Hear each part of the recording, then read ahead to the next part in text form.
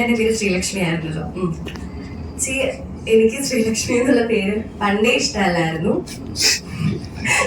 കുറ്റമായിട്ട് പറയുന്നതല്ല, കാരണം നമ്മളൊരു ക്ലാസ്സിൽ പോയി കഴിഞ്ഞാൽ ഒരു 5-6 ശ്രീലക്ഷ്മി ഉണ്ടായിരിക്കുമല്ലോ. എനിക്ക് എപ്പോഴും ഒരു യുണീക്ക് ആയിട്ടുള്ള ഒരു പേര് വേണമെന്ന് പണ്ടേ ആഗ്രഹം ഉണ്ടായിരുന്നു. ഞാൻ അച്ഛനോട് അമ്മയോട് എപ്പോഴും പറയും എന്തിനാ എനിക്ക് പേരിട്ടത്. ഇപ്പോൾ ഒരു ഓപ്പർച്യൂണിറ്റി വന്നപ്പോഴത്തേക്കും, എനിക്ക് സ്ക്രീൻ നെയിം ചേഞ്ച് ചെയ്യാനൊരു അവസരം വന്നപ്പോഴത്തേക്കും I thought why not, because I think Sri Lakshmi is a very traditional and a conventional name. So at that time, my parents and Ram suggested me some names, and among that, I liked Aradhya. എനിക്ക് ആരാധ്യ എന്നൊരു പേര് കുറച്ചുകൂടെ ട്രഡീഷണലും വെർസറ്റൈലും ആയിട്ട് തോന്നി. So I picked it. Yeah, now I'm Aradhya. ആവശ്യമില്ലല്ലോ, വളരെ നല്ല experience ആയിരുന്നു. ഒരു വർക്ക്ഷോപ്പ് തന്നെയായിരുന്നു സാരി, കാരണം ആദ്യത്തെ മൂവിയാണ്. ഒരുപാട് കാര്യങ്ങൾ പഠിക്കാനായിട്ട് പറ്റി.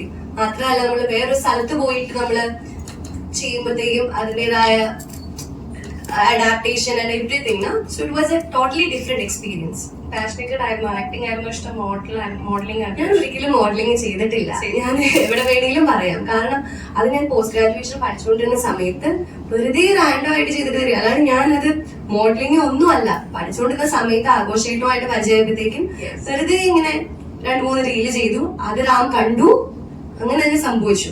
ആക്ടിങ് എനിക്ക് പണ്ടേ ഇഷ്ടമായിരുന്നു. ഞാൻ ചെറുപ്പത്തില് 8, 9, 10th ഞാൻ ഡ്രാമാസിലൊക്കെ പാർട്ടിസിപ്പേറ്റ് ചെയ്യുമായിരുന്നു.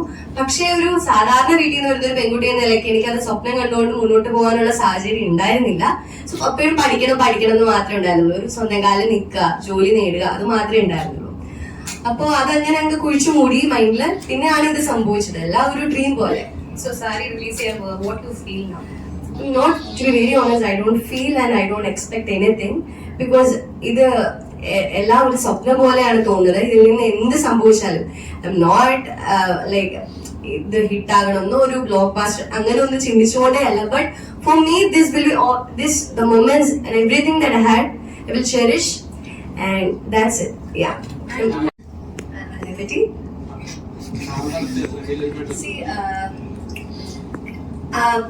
അറൌണ്ട് ഫസ്റ്റ് ടൈം ട്വിറ്റ് ചെയ്തില്ലേ, can someone tell me who she is, അതെന്റെ ബർത്ത്ഡേയിലായിരുന്നു. സോ അതോടെ ഒരുമിച്ചാണ് നമ്മളന്ന് സെലിബ്രേറ്റ് ചെയ്തത്. സാരിയുടെ ഷൂട്ടിംഗ് ഒക്കെ തീർന്നു. സോ എല്ലാം കൂടെ ഒരുമിച്ച് സെലിബ്രേറ്റ് ചെയ്തു. And I never had A birthday party. So he gave me a birthday party. Thank you.